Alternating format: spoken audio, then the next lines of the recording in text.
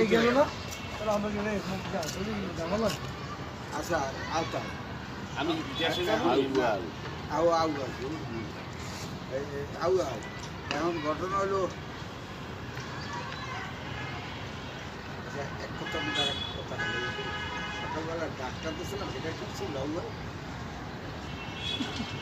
ঠিক আছে তো এখন কমপ্লিট করা যাই হোক আউ